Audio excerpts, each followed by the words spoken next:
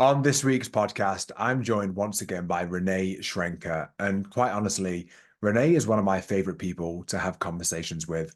There's something about him and his energy that just really allows me to go even deeper into certain philosophical ways of thinking and how that applies to life and our lived experience as humans with all the intricacies.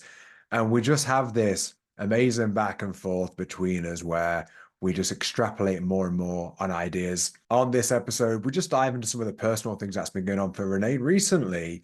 And as I reflect back, and just some of the things that we've been trying to navigate and the ways to view these things that help us move through life in the best way possible, with all the complexities in one hand, yet with all the simplicities in the other. So if you like a deep dive into the esoteric, the philosophical, the spiritual, but also the applied lived version of that, then I think you'll really enjoy this episode. Before we jump into it, if you haven't yet subscribed and you're watching on YouTube, please hit that subscribe button because it really helps. All right, that is it from me. Let's get into the episode. What's going on, brother? What's going on, brother? Nice to see you. You too, man. Hit record straight away, just so we can catch everything. For sure, for sure, for sure, for sure. Let's catch it all, man. Let's catch it all. Have you been? Oh man. I think if you would have asked me that question half a year ago or when we had our first conversation, I think I would have just said I'm good. I'm good.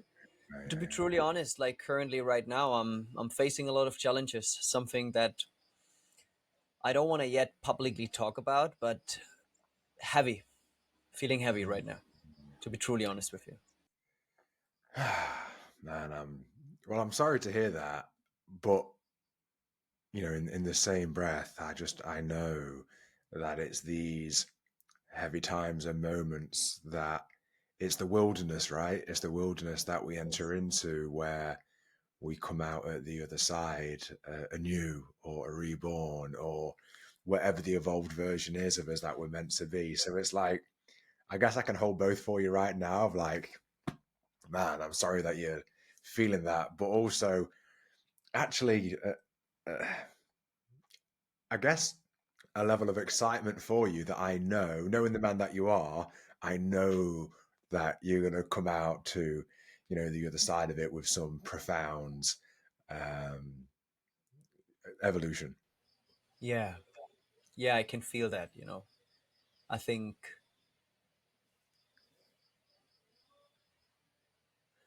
the heaviness is sometimes even heavier than it is because of the resistance we sometimes have towards the change that is coming our way, and the attachment that we have to certain behaviors, certain patterns, certain ways of being which hold us, which make us cling to an identity, to a version of ourselves that is no longer serving us. And especially I think when we go really deep down to do the real deep inner work, we're talking about version of ourselves that kept us safe or in a familiar environment for our entire lives.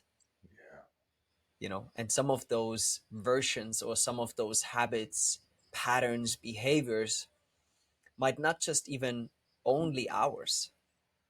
This is like also generational work that when we really commit to that work, that we really break through. And that can sometimes feel like a heavy, heavy burden, a heavy, heavy weight on your shoulder that you're carrying, but also at the same time, you're letting go of. Yeah. And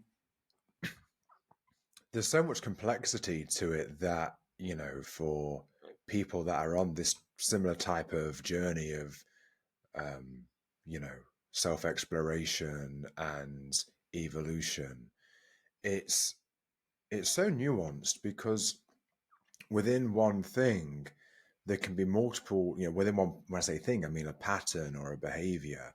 Mm. There can be multiple reasons as to why it's there, and some of those reasons may have been absolutely needed at some point in life when it was formed and developed.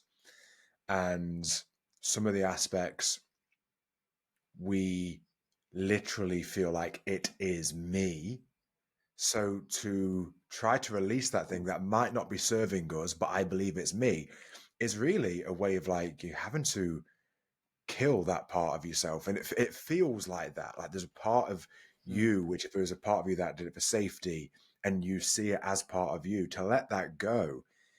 I don't think people necessarily realize how hard that can be on a nervous system level, on Yeah. a sense of identity level.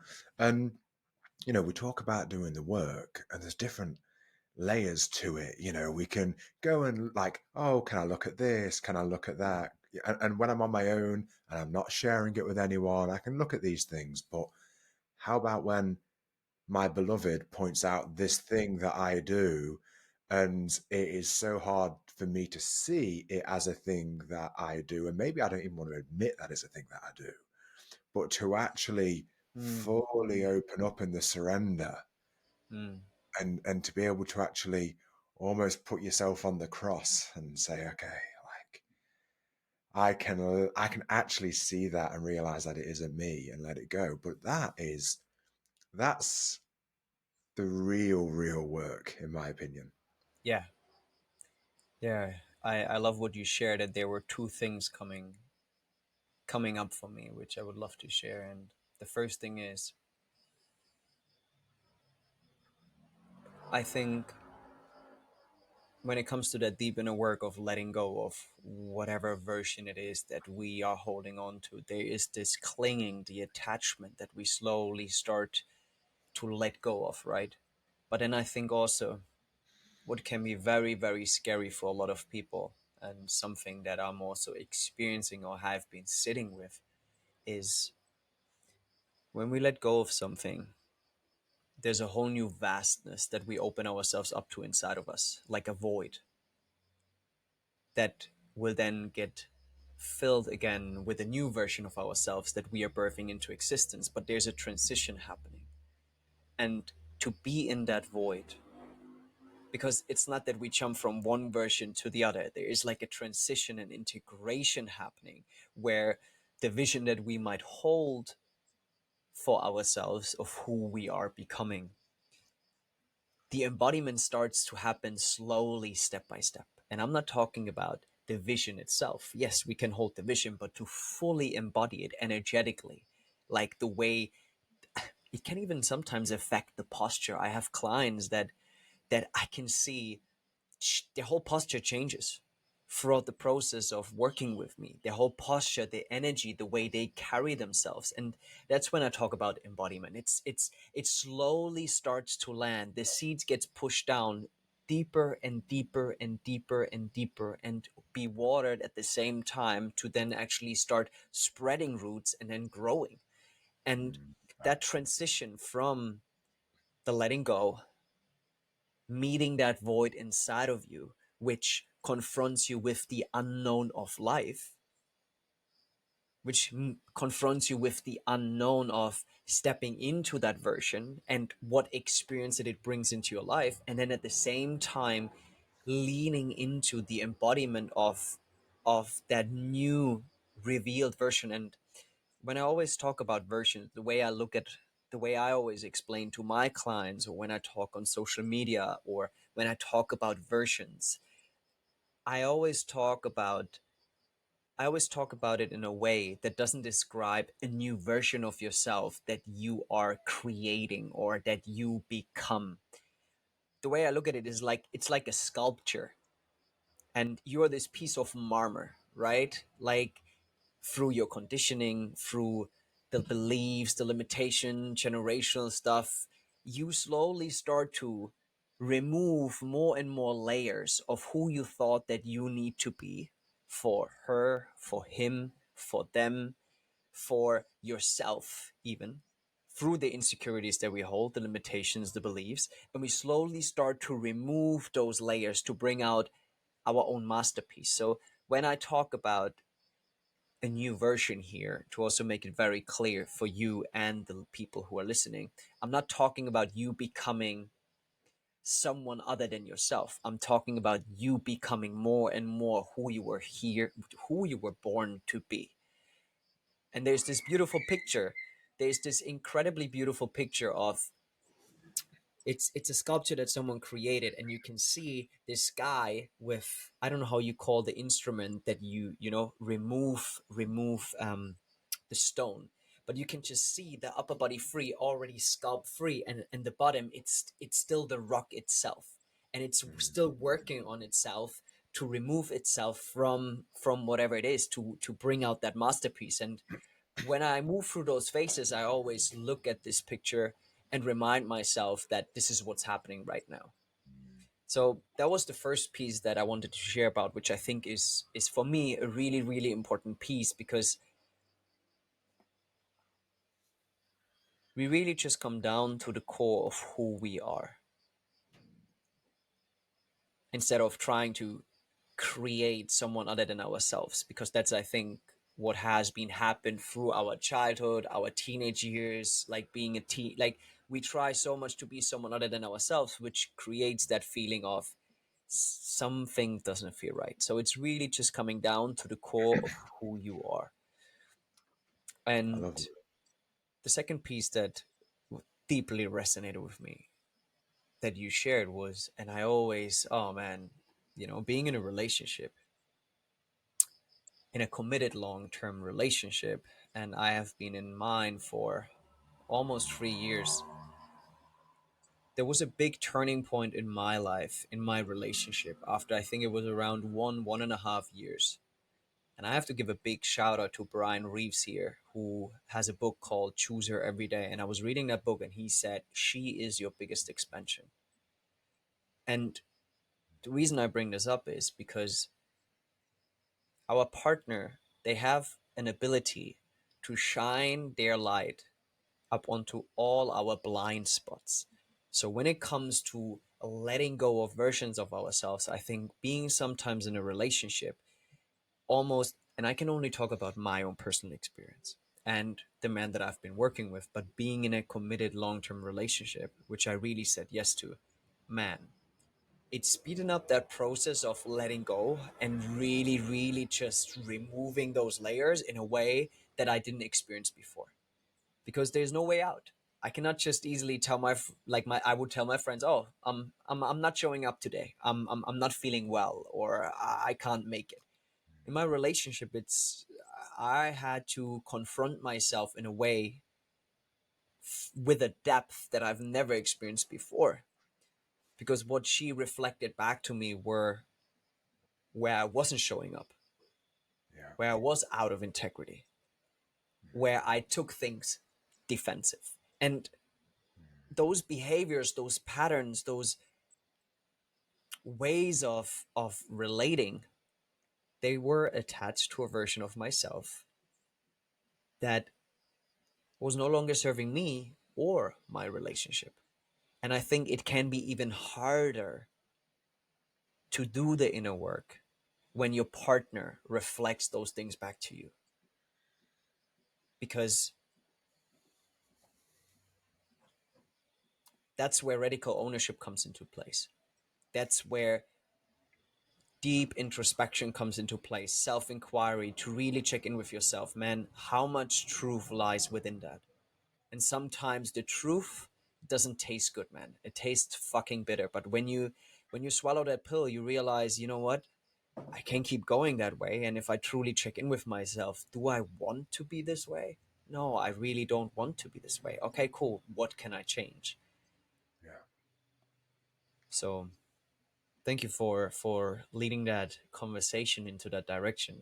I really like that you brought in the relationship aspect, because relationship, it can bring up a lot, you know. Just a quick one from me. Over the last 12 months, I've been working on the creation of a 6-month mastermind called Freedom Within.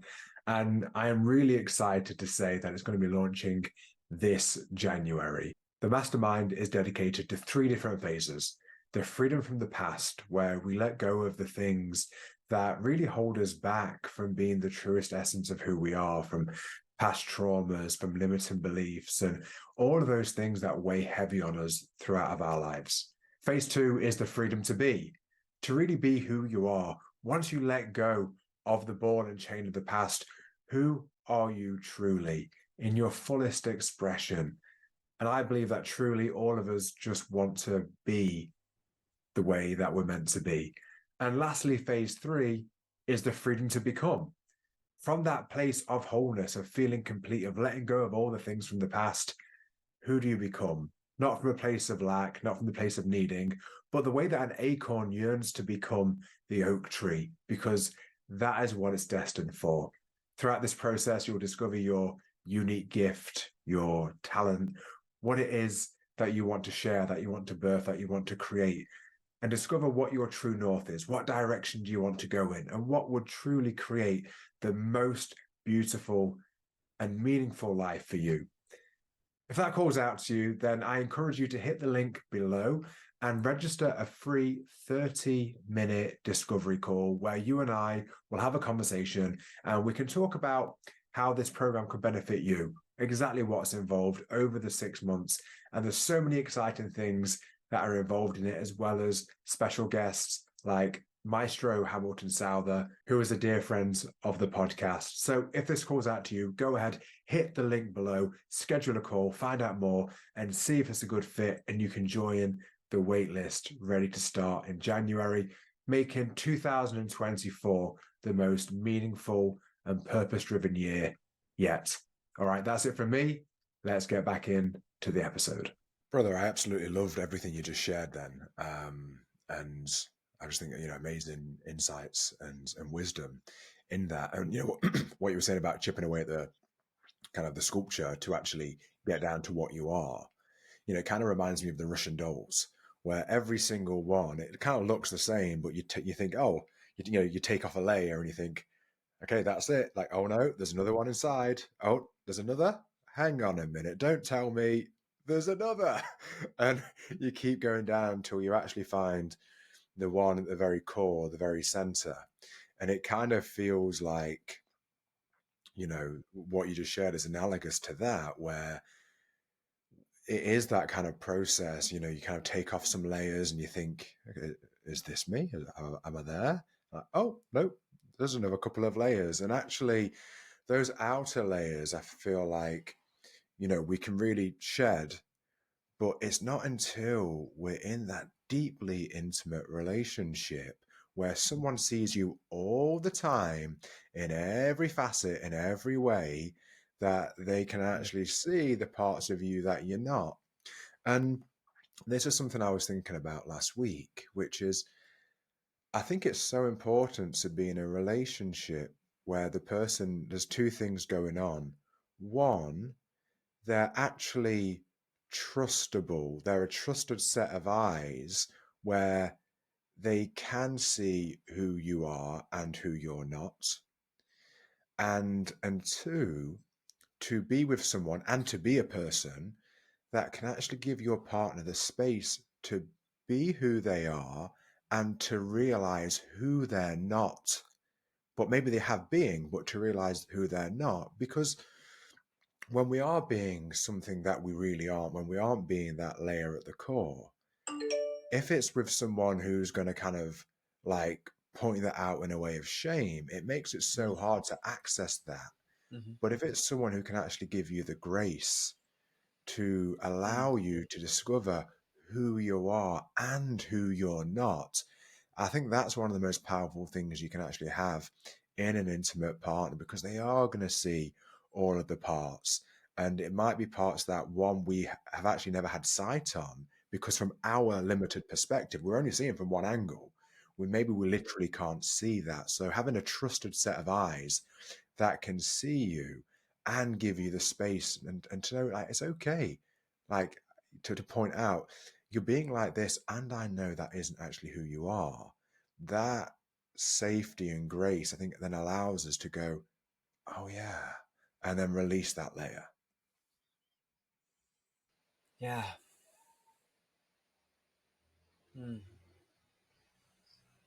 I totally agree. I totally agree with you. And there's something coming up for me right now, which needs a little bit more time to maybe share afterwards. But I deeply relate to what you just said, because that's a level of depth and vulnerability that you open yourself up to with another person, that it can be frightening.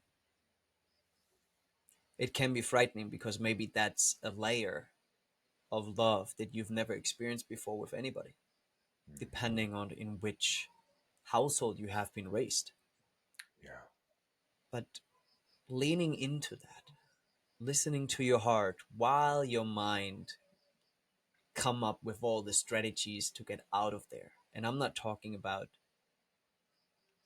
getting really out of there, but it's sometimes scary to go to those places where you really allow yourself to be fully seen, and not just in those parts of yourself that you put on a pedestal and everyone can see them and it's amazing and you show up. No, like those other parts. But when I look at my relationship and the challenges that we were facing, the changing as a person, the removing of layers, and just being together throughout this whole process with each other. Me and my woman, we were talking about this the other day. It creates a level of depth which you can't really explain. You're just in it, and it's just you. I'm in it.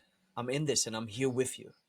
And the depth, you look at one stage, you look at each other, and you know that you got each other's back, despite how challenging it sometimes can be, despite conflict. That's all part of the journey. It's not just always just sunshine and rainbows, but you look at each other, and there is a knowing this person has my back, even when it sometimes goes off road.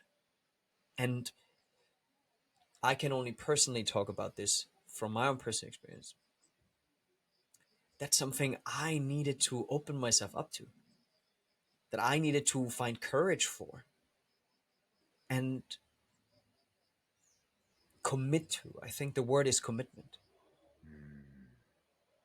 Commit to allowing that depth to happen by choosing her fully, all of her, not just, in some of the parts, it's still hard for me to choose, bro. I'm really honest. Sometimes like the parts that she brings up, but that's the practice ground. It allows me to, okay, oh my God, like how much can I love that part? And sometimes I'm messing up, and sometimes I'm doing an incredible great job. And I think this is where we learn to understand that relationship and love is, it's so unique to each couple, and there is no handbook for it. Yes, there are tools that we can all use that might help us, and things that we hear from people who have been in it. But in the end, it's about the practice ground. It's about practicing it. It's about getting into the experience of it and then learning to navigate it together. And I believe, as a man who represents the masculine pole in a heterosexual relationship, to then also lead from that place, you know, and really lead from that strong that strong place within. And that can be challenging for a lot of men. So challenging, man. And something that came up for me when you said that then about loving all the parts of her, something that came up is, and I think this might be, it's probably a powerful question for people to ask themselves. What part of me do I need to love that I haven't been doing in order to be able to love that part of her? Because whenever we struggle with a part of someone else, it's usually reflective of something in ourselves that we've not yet been able to, fully accept. And, last week, something that came up for me whilst in contemplation was the realization that I think to really have a relationship thrive, it feels to me, and I've not fully fleshed this out yet, but it feels to me that you have to be fully surrendered in actually opening the door of allowing your partner to go wherever they choose and to actually not choose me, because sometimes we that thinking that, oh, if I be this way maybe she won't accept me, then what I'm doing is I'm rejecting myself. I'm not going to the core of who I am. It prevents me from truly being me. And actually I actually think the soul's journey is to be who we truly are. And I think for me to actually be who I truly am, I have to be willing that there's the possible outcome that everybody leaves. And it's actually our biggest fear, isn't it? If I'm truly me, everybody leaves. However, I think there's something in the power of that surrender as to when I Mm-hmm. actually do that. I think there's the paradoxical and ironic outcome is that Mm-hmm. it's not that everybody leaves. When I'm truly me, that's actually when everything that is meant to be for me and aligned with me in the God that I am the expression of, it pulls it all towards me. Mm-hmm. But it's like you've almost got to have the faith of like jumping out the plane, Mm-hmm. trusting that the parachute's going to open in doing that. Mm-hmm. And that was a real Mm-hmm. like profound thing that I was sitting with last week. I've got to be willing to go further in, because this last year for me, I feel like I've really been on a journey of allowing myself to emerge. And in the relationship that I'm in at the moment, I realized I've got to go another layer deeper, to go further into me, to allow more Sabri to Mm-hmm. emerge. I've actually got to be willing to know that if I was completely on my own, what am I left with? Well, it's me and my relationship with God. Mm-hmm. So I'm actually never alone in that way. And in the willingness to do that, something tells me that's when we actually get everything. Mm-hmm. I love that. I love that. And what came up for me throughout your sharing was this deep inner work that we were diving into at the beginning of this podcast. The reason why it can sometimes be so hard is because certain patterns can be very self sabotaging.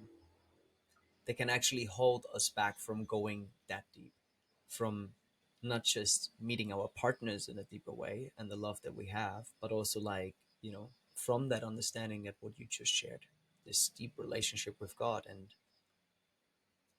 there is this deep surrender, which I totally agree with. And there is this opening up to letting it all go.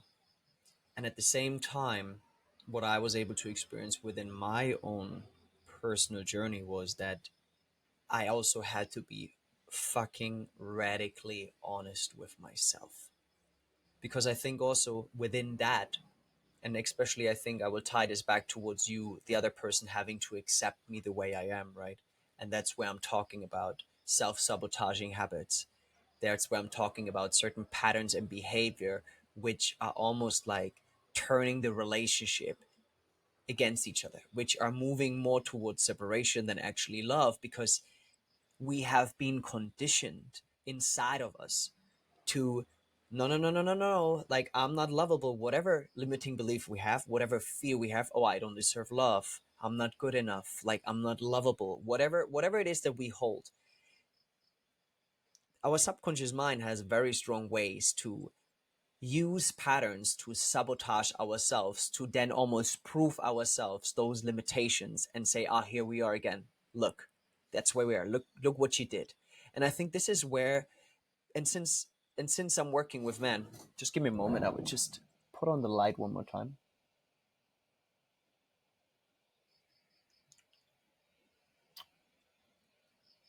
And since I'm working with men,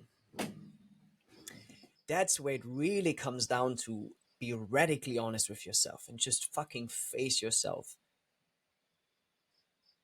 like eye to eye. Because what that does is it allows us to move away from victimhood And it gives us the opportunity to really step into empowered place of leadership. I think, especially when you're in a heterosexual relationship where you have a woman on your side who represents the feminine and you're the man, the masculine. And I'm not talking about you only in your masculine and she's only in her feminine. That's not what I'm talking about. I'm just talking about the core essence, the polarity that you are living in. And what I was able to experience within myself, that this letting go of that, where you bullshitting yourself, where you're telling yourself that you're doing the work up here, where you talk the walk and you're not actually walk the walk. And I think this is where bypassing in many different waves, and then many different ways can come to the surface, which actually hold us back from really stepping into our power, from really taking ownership, from really taking responsibility, look at ourselves and see what it is that I need to look at within myself. Look at, inquire, and then, and that's why I'm bringing this whole topic up, because you were talking about just accepting the way we are. Yes, at the core of our level, like doing this in a loving and compassionate approach, right? But sometimes we also need a little bit of tough love towards ourselves, because I think sometimes when we are soft and surrendered, for me personally, our mind, our unconscious, subconscious, it has an incredible way to turn it around, to keep repeating patterns and behaviors and certain ways of living which are not serving you.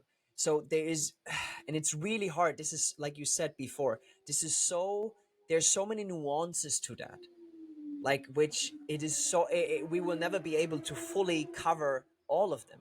But the reason I'm bringing this up is because what I was able to see within my own journey and the man that I've been working on, that there is this piece where you are surrendered and you open yourself up, but then it's also this making a stand for yourself, be radically honest, and then be like, okay, what is it that I really need to change in my life to fully step into my power, to fully go all in, to fully show up,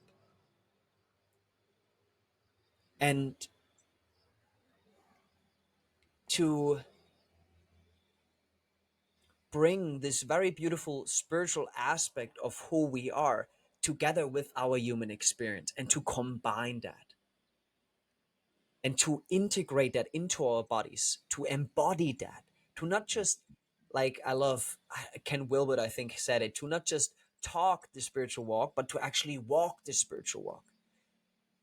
And to combine these tools and then fully integrate it into yourself. And also, and I can share this from my own personal experience, let go of the fucking spiritual bypassing that can easily happen, And what I'm talking about here is, and I'm talking about being surrounded in certain spiritual environments which perpetuate this typical way of being, of just flowing around and going with the flow, and, like, I feel like losing your masculine core as a man. I'm talking, since I'm working with men, really talking to men, because you can have all of that. You can be deeply connected to spirituality, to God, to the openness. You can be deeply surrendered. At the same time, you can hold a strong frame where you are decisive, where you lead, where you're able to hold a strong frame for yourself, to not be easily swayed, and actually lead in your relationship, lead in your purpose, move forward into a direction that you really want to go, to actually birth this beingness, right? Consciousness, however you want to call it, but birth it through this experience into existence, however God wants to experience itself through you in that moment. Because I think we can easily just sometimes fool ourselves here, and can lose ourselves in the airy fairy, and just like going with the flow, and I'm just accepting, and for me, that caused, I was giving my power away. I realized that I was giving my power away big time, which was taking me out of my center, taking me out of my leadership. It was taking me out of my masculine core, to really to fully live life and to fully embody the life that wants to run through me and that wants to birth the purpose that I'm here to serve into existence, and just really go for it, you know. And I've been scratching on the surface here, which is pretty big, but I think that's a really important piece since we're talking about the deep inner work. Yeah, absolutely, man. And I think there's so many people that abandon their personal power because so many of our examples of power are in its shadow.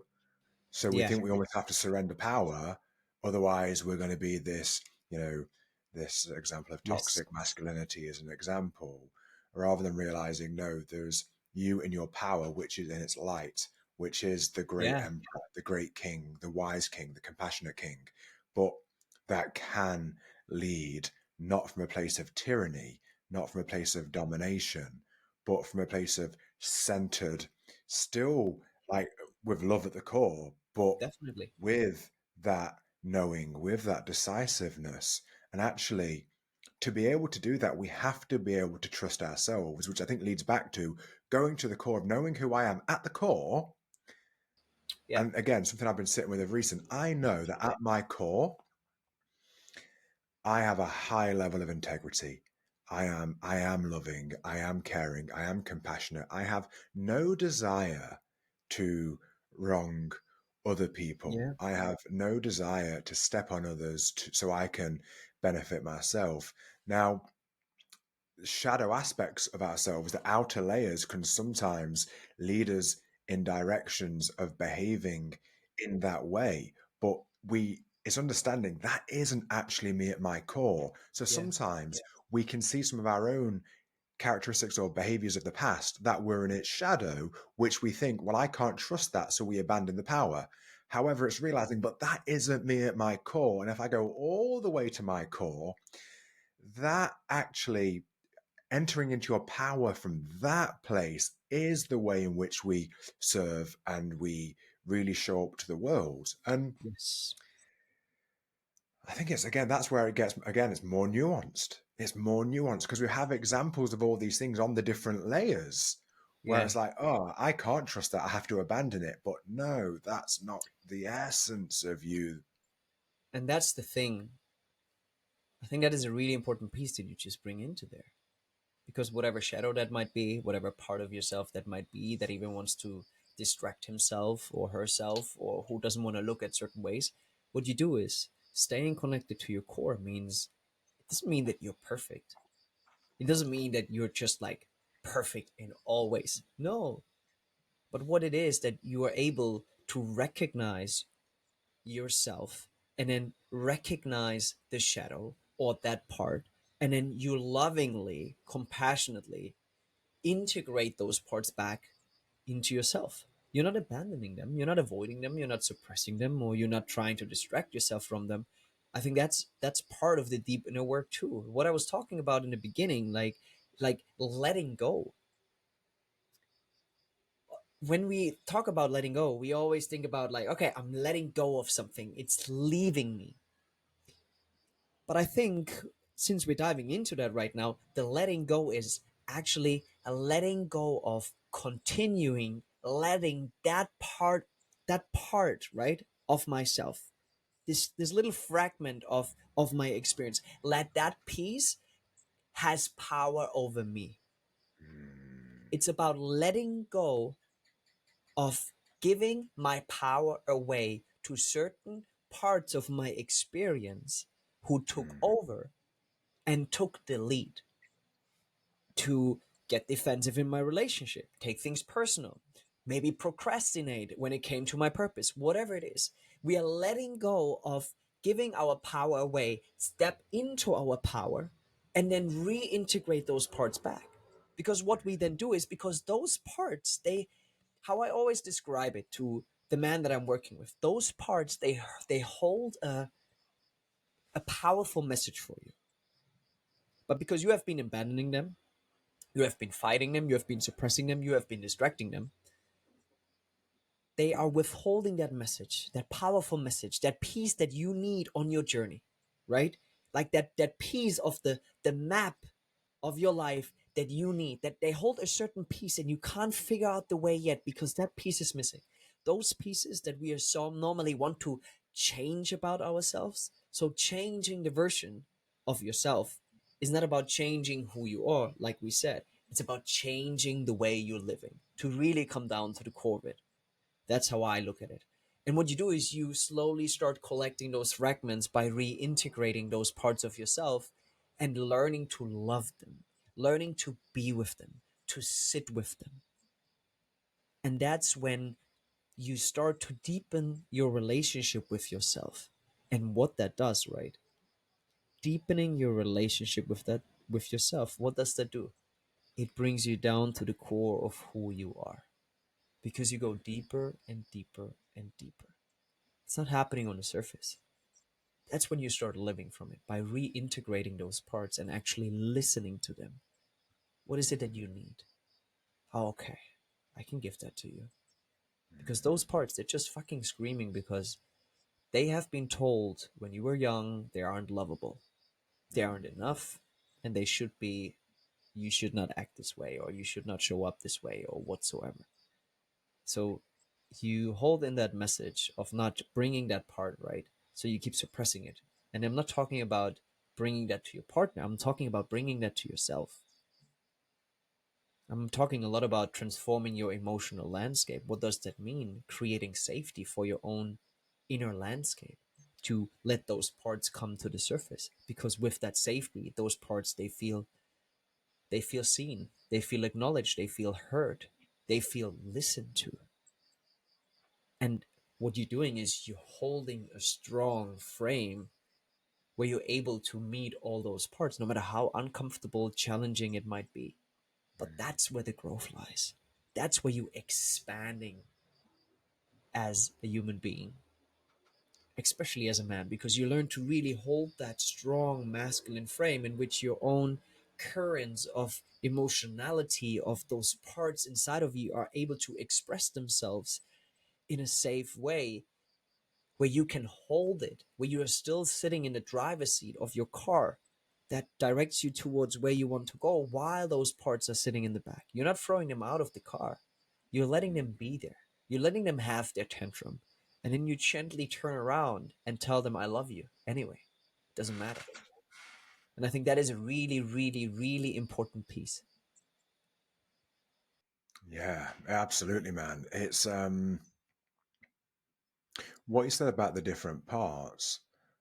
Something that I actually thought yesterday. So I want to share this with you. I'm just bouncing some ideas and things that have been coming up for me. It's actually, if we're in a moment of operating in fear or anxiety or shame or guilt, they're actually not that dissimilar to alcohol, meaning that we can almost be drunk on them. And there's like different versions, right? There's like a couple of drinks where maybe you're a little tipsy, you feel it a little bit, and then there's drinking so much that you have no control. And it sometimes feels like we can actually be drunk on certain feelings that move through us, where it might be fear. It can be so much moving through us that actually it's we're not even behaving as the person that we are because we're almost drunk on fear. And what's interesting is when that energy, and it's not individual personal energy. In ways it is, yes, but also there's the collective kind of human experience of fear that sometimes you can be in a room where if someone else is feeling that in a strong way, you can almost feel it in you as well, where it almost feels like this isn't mine, but I feel this moving through me as well. There's that energy. And sometimes when that energy enters into us, it's realizing, one, that isn't me. That fear isn't me. It's fear. It's fear. It's not I am scared or I am angry or I am, you know, guilty. It's I can feel the energy of that thing moving through me, and knowing that if we have enough of it, we're fully intoxicated. And actually, there's an interesting thing that happens when we're intoxicated in it. It can be intoxicating where we actually want to lean into it more. And like you said, we start looking for evidence of reality to fit the emotion that's flowing through us to validate it and say that it is real, because we always want to feel like reality is real. So in that moment, when we're drunk on that emotion, that feeling, that energy, we now start thinking the thoughts to support that reality. Before you know it, we've actually created a reality. We've fully created it. And it seems to me as though when we think about like manifestation and creation, I do believe we really do create our reality, but we don't create the reality we want. We create the one we believe. Yeah, yeah, that has been a big part of my journey this year. I'm really honest. Also letting go of certain, letting go or let's say integrating or however you want to call it, but I could still see myself sometimes falling into those beliefs, about myself, especially when it comes to stepping into your purpose, you know, especially when you have a big mission. It can sometimes be frightening, and then when it's about really opening yourself up to, okay, this is me. I'm putting it out there. I'm really showing up. I'm really doing it. Being used to, you know what? No, let's just play a little bit more small. You know what? Oh no, let's just hold back a little bit. Like your thoughts are then drawn towards that narrative that you are used to telling yourself. And that's where self-awareness is such a big important piece. Like being able to pick up on that very very fine sensation, very very subtle sensation that is happening inside of you when that switch is happening, when you move from empowerment into fear, when you move from expansion into contraction. You just felt it and you're doing it, and there's now maybe a hindrance, maybe a challenge, maybe something that didn't work out the way. And instead of then following that downward spiral, which is also in the end another piece that is in service to you. I don't think that anything is not in service to us, because in the end it will guide you somewhere that you can then reintegrate and work on. But there's also a certain piece that at one stage you have the self-awareness where you can actually catch yourself in that moment when it flips, to be aware of, hey, what is alive here right now, and to not actually then distract yourself by forcing yourself to believe something different. No, by being with it. Okay.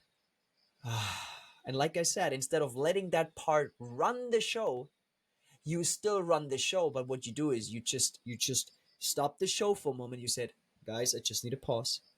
Then you turn towards that part. You pull it close. You fucking love the shit out of it. And then you come back. And then you keep going.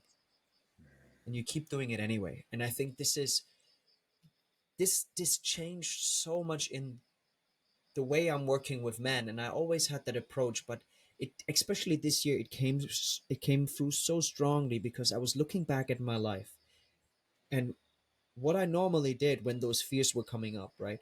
I was distracting myself. I was almost like punishing myself of, I should not feel this way. This is bad. Like, this is, no, you have to be a David Goggins. Like, fuck that. Like, whatever it is. And I love David Goggins. Don't get me wrong. I love him. Just certain approaches are just not, it's just not my way of living. But it's like this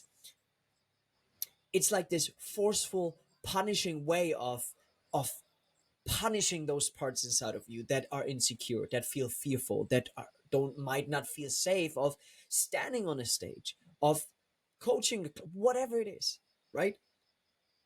But to actually shift that around and take them in the boat, like what you would do so often. You know what I think about? What would I do if I would have a kid? If that part of me, right, would be my kid, my son, my daughter, what would I do? And to just like it gives me a certain reference. It makes it almost more tangible. Of, if I would punish myself right now, if I would have my kid there, I wouldn't punish my kid just because it's scared or fearful or I would empower it. I would be like, hey, it's okay. What do you feel like? Where can you feel it in your body? Ah, okay, cool. Like, okay, let's be with that for a moment, and then let's think about what can go wrong. You know what I'm trying to say here? And that approach for me changed it all, because that's how I slowly started to reinforce this new belief. I was holding strong and tightly to that new belief while I was rewiring that old belief and almost like integrating the parts that were still attached to that old belief. And because I was reintegrating those, the attachment to that old belief, that old familiar way of doing things, was then able to dissolve itself for me to then actually fully step into my power and do the thing that I want to do. I Mm. think it's incredibly powerful. Love is incredibly powerful. And love has so many different forms and ways. It shows up in so, but when we can do that towards ourselves, something magical happens. Yeah, absolutely. Yeah, so true, man. And what you said then about when we start to notice when we've gone from expansion to contraction, there's a point in where it switches. And I actually think this is the part of a powerful story of Jesus going into the wilderness to be tempted by the devil. Is actually recognizing when that switch happens, we actually enter into our own inner wilderness. And the devil that we're being tempted by are our fears, are those subconscious programs, are those energies that start to move through us. And if I can recognize, oh, I've entered the wilderness. And actually, when you're in the wilderness, if you understand, when you enter into that space, you're about to be tempted by the devil. And the devil isn't this, demonic, ferocious thing outside of you. It's that voice in you that might just say, you're not worthy, man. She doesn't want you. Why would someone want to be with you? And it shows up like that. And because it shows up in that way, it is so subtle and so convincing. But no, when that switch happens, oh, I'm in the wilderness and I need to be on high alert. I need to be on high alert, knowing that there's actually, imagine being like in a, like, again, something I've been thinking recently.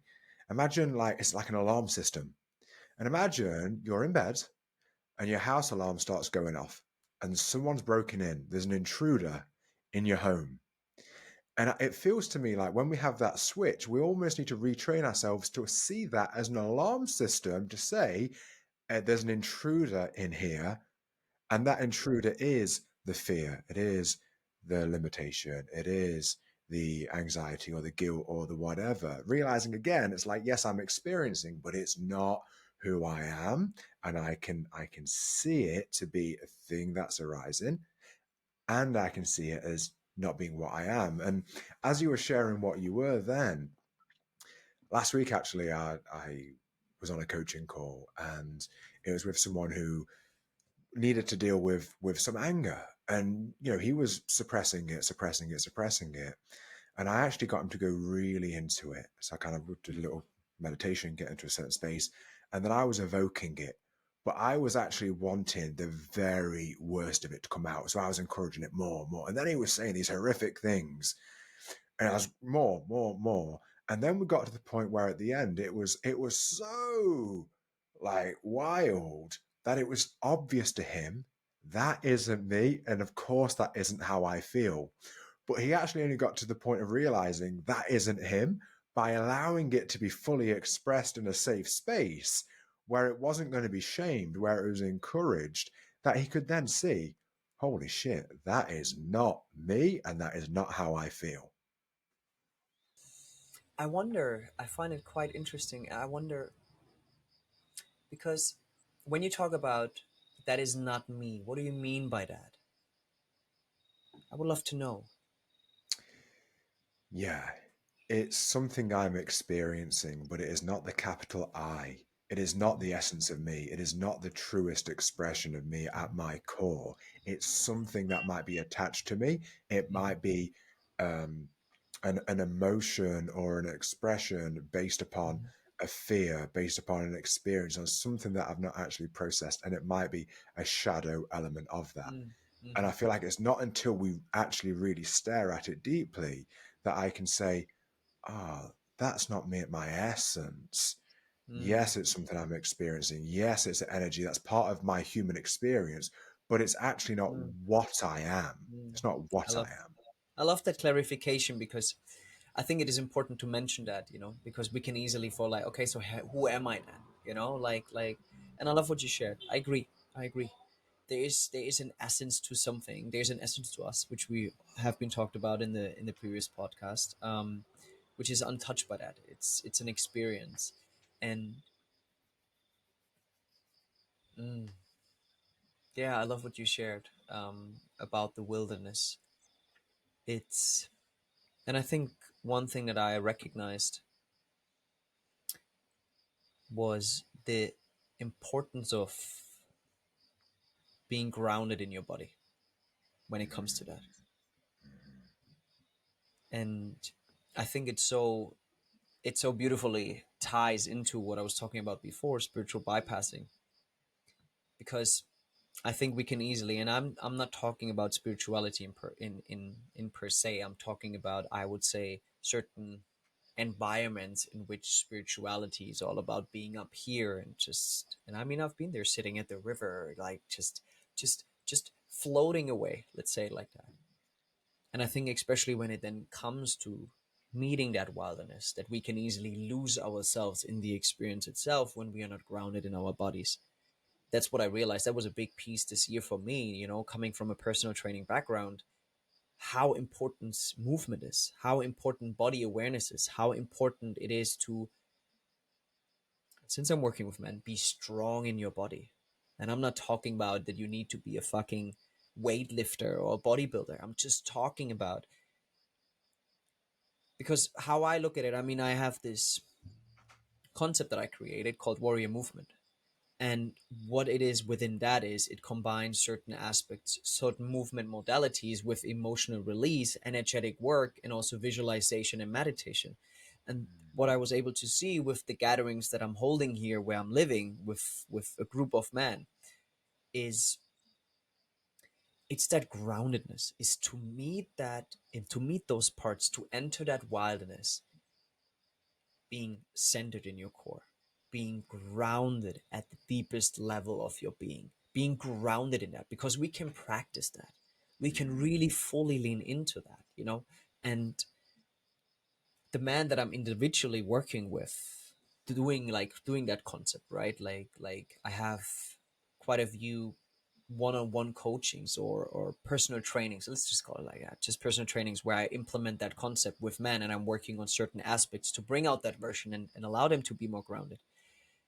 The craziest thing that I can see is the transition in the way, because I'm leading into deep emotional release too, expression, right? And seeing them in the beginning, and then 4 weeks, 8 weeks after, you know, working out or leaning into the warrior movement on a weekly basis, we are able to meet those parts from a more safe, grounded, and anchored place within. And I think this is such an important piece that especially since we are both like talking a lot about spirituality, we're working with the term spirituality a lot. I think that is a really, really important piece that we can't miss here, which I think, just from my own observation, when it comes to spirituality, quite often it almost gets dismissed. Yes, there might be yoga, there might be yoga and some vinyasa flow and whatsoever, but also that deep grounding practice of getting in touch with that groundedness, like heavy weights and body weights, which really, it's a practice ground. And I think it's the reason I somehow bring this up, and I didn't know where it would lead me, is that it comes down to the deep integration of this essence, what you just shared about, and how it wants to express itself through us. And for that, we sometimes need to let go of certain dogmas, certain terms, certain things that we see as the right thing, and this is the bad thing. What I'm trying to say here is to sometimes stay open, to open yourself up to what serves you.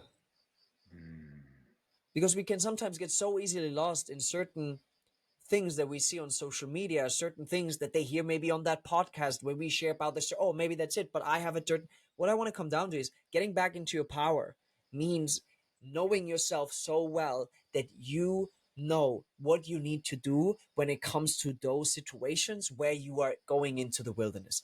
And it doesn't matter.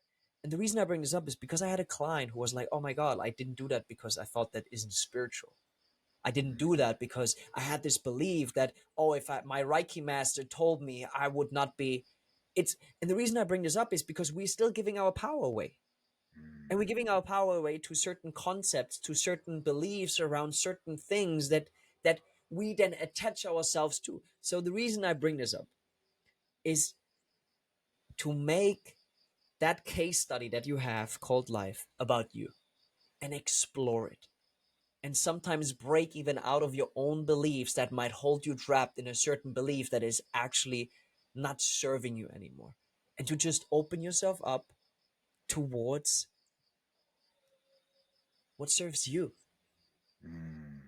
Because there's not one or the other. There's not one perfect thing that there is. It's all of it. What I try to do is just diminish the fucking line between separation. You know, and just let have everyone else have their own personal experience and feel empowered in that. Explore that. Have the courage to walk your path. Yeah. Because no matter what Sabri's path is, what my path is, what your friend's path is, what someone you're following with 300k thousand followers, their path, grab the nuggets that support you. Even what I share, even what Sabri share, and I'm talking for you right now, but I have the sense that you hold the same value. Take the nuggets that support you, and then whatever isn't yours, and Yeah. then go on that journey and find your way, because there is no right or wrong way. It's just your way, and that's where and this is the thing. What I realized with my clients this year so strongly, they find their own way, and that's where they find their empowerment, Yeah. because they are walking their way. They're not looking, oh my God, I'm doing it like him. Okay, so what do I have to do next?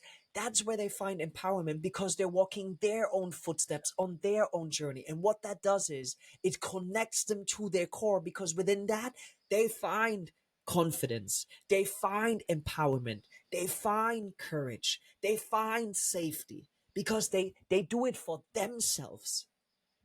And that is such an important piece that I stand for, because it brings out your individuality, and what you're then able to give to the people that you're in service to, no matter through what it is your authenticity, because you walked your authentic way, you walked your way, and from that place you can then share your experience. You can then be in the best possible service, rather than picking up on certain things, doing the things that you think you need to do because certain people say that, and then end up like sharing something that isn't even yours. And what you do along that process, by you just being you, we come down to the core of who you are. What you do is you empower others. No matter what the fuck you do, if it's like making cups, being in service at a fucking supermarket store, it doesn't matter. And that that strong sense of self, that connectedness to your core, that groundedness to who you truly are, it will influence and express itself in every single area of your life. Because you are walking your path. What I always tell men who, especially who come to me when they come with relationship problems, what I tell them is, it's about you becoming the man that you want to be. That you are at the deepest core of your being. You're not doing that for her. The disrespect that you might experience in your relationship mostly brings us down to the disrespect that you have towards yourself, and where you fall out of integrity with yourself by not sticking to what you said you would do for yourself. If it's hitting the gym 4 times a week, it's following your purpose, doing that one thing, whatever it is, it comes down to you. And that's where the biggest change happens. And because we start to embody that.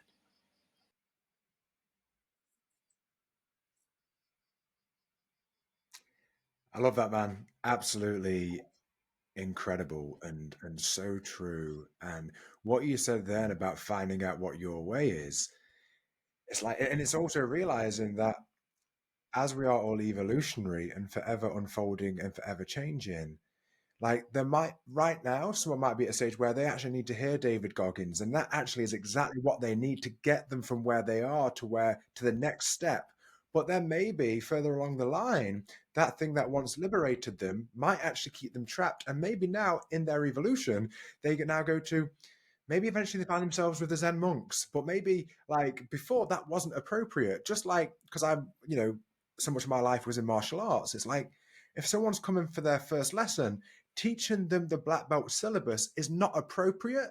And it's not going to actually get them to being a black belt. It's actually going to put them in the wrong direction. They need the white belt stuff. They need they need to go through the levels. And sometimes what the Reiki master says might be absolutely right and true for the Reiki master. But if you want at the level of the Reiki master, it's like, well, what's right and true for you right now, where you are on your journey, knowing that it might not be the same, and also holding that maybe sometime in the future it will be that, but it might not be right Yeah. now. Yeah. And what it comes down to is like not giving your power away to someone else's truth, and rather than anchoring yourself in your own truth. Yeah. This is, and you know what? I'm listening to David. This is the funny thing, right? And this is such a beautiful way, because at one stage you realize it's either good or bad, right or wrong, perfect or no, I just this or that. Some days I have something coming up for me and I know that I need to hit the streets, get on my joggers, my running shoes, and just put some kilometers on the streets, listening to some David Goggins. I just know that. And on other days I just need to sit with my tea at the beach and I need to just calm down. Sometimes I need to listen to whatever it is. But this is the Yeah. beautiful way. You diminish the line of like what is right, Yeah. and what you open yourself up to is like what supports you, what is the right thing in that moment, and what you do through that, right? And that is something that our beautiful friend Eckhart Tolle is talking about, is you start to live in the here and now. Mm. Because what you realize is not you're holding not onto a concept in the future of what you think is the right thing to do when that comes up. You're feeling into it in the moment. And from that moment, you connect with yourself, you check in, you listen, and you're not holding on to a concept that you think you now need to push onto that. No, you check in with that part, and then you feel into what is it that I really need right now in that moment. And in that moment, you step into your power. Why?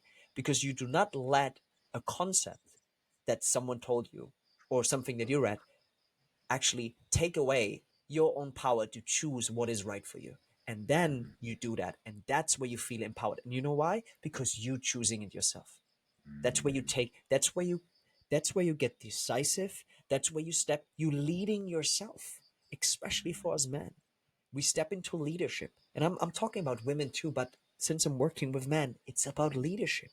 You're leading yourself in that moment. And what you do is you have attunement. That is a really, really incredible trait that we can cultivate. We attuning ourselves to the moment, that to know what it is that I need right now. Mm.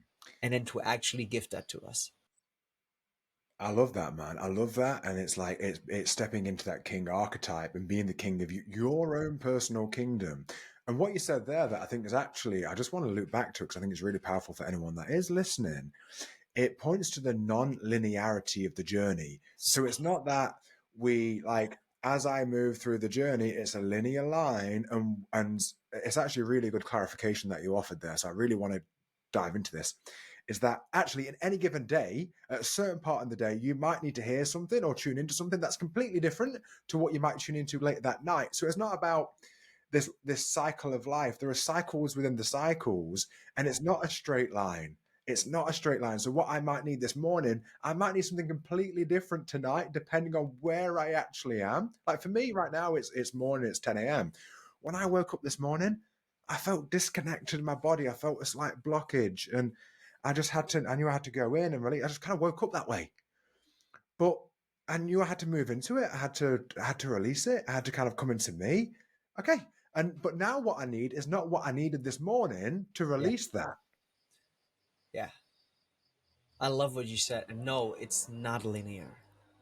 It's not. And when you think that it's linear, this linearity will fucking hit you in the face, because it's not like going into that with the expectation that it will be linear. And I think this is where I think this is where the West and the East, right? The spirituality and every whatever the opposite, like it all comes together because you realize that it's all just about coming back to who you are, you know. And I think this is the beautiful thing, and it reminds me of, and I'm not sure if I shared this in the last one, but it reminds me of when I was sitting with this German monk in a Sri Lankan forest monastery where I was living, and I was so convinced I would become a monk. I was like, yeah, man, that's me. I'm seeing myself. I'm getting old here. That I was really convinced. I was like, I'm giving up everything, giving everything, and I'm living here. And he said to me one thing that changed it all. And he said that, and when he was talking about that, he was talking about, enlightenment. He was talking about the spiritual journey. He was like, that it's not possible out there. And when he said that in that moment, there was a part of me inside that was like, nah, nah, I don't believe that. And that was that on that just that one thing that he said, I was like, okay, cool. So I will not become a monk because I will go out there and I will discover that. I will find that where I can integrate that all. And that's what we just talked about it all, It's really just about coming to that place and then embodying it in your day-to-day life. And that doesn't mean that you would just be blissful and you would just be up here and everything will always just be nice and shine. No, not at all. But you start to learn to embrace it all. And you start to realize that it's all part of your journey. Brother, I truly have some of the best conversations with you where in your energy, I always drop into a place where I feel uh, grounded, centered, and also expanded in my thinking. And it's something I love about our energy that we share. And I I just love feel that like we too. have to do more of these because I feel like so much magic unfolds. So much Um, magic, man. I really appreciate and love you, man. Honestly, I love you too. yeah. For people that are listening, I mean, I'll put the links in the Thank you. description. But where's the best place for them to find you? Instagram. Instagram. Rene.Schrenker. That's it. That's my Instagram profile. That's from right now. Right now, next year is going to change, but that's where you can find me in the easiest possible way. Incredible, brother. Thank you so much for being here, sharing yourself in the way that you do, and I look forward to more to come. Definitely. Thank you, brother, for just putting yourself out there and keep repeating that work and just sharing your voice, man. I just wanted to give a big shout out to you too. I see how much effort, how much consistency, how much discipline you put out there. I know how much work it takes to sit behind this microphone and constantly keep putting out the work. It's not something easy, and I just wanted to acknowledge you from brother to brother for doing the work, man, and showing up there and doing it for the people out there. So yeah, man, I love you too, and I'm looking Thanks, brother. forward for future episodes. Absolutely, man. Much love. Much love. Thank you so much for watching this episode with myself and Rene Schrenker. I really hope you enjoyed it. And if you want to find either of us, the links will be in the description below. Thank you once again, and I'll see you on the next one.